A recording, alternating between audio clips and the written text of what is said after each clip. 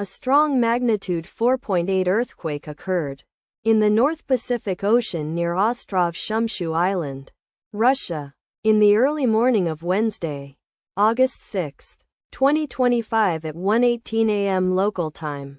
Asia, Ust Nera GMT +12.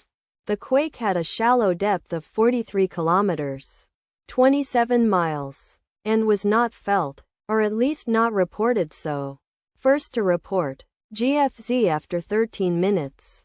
The earthquake occurred 39 minutes after a magnitude 5.0 earthquake had hit on Tuesday, August 5, 2025, at 11:39 p.m. GMT +11 local time. In 91 kilometers, 56 miles, distance to the southeast. Data source from Volcano Discovery. Did you feel it? Let us pray. May the earthquake that occurred not affect our brothers and sisters there.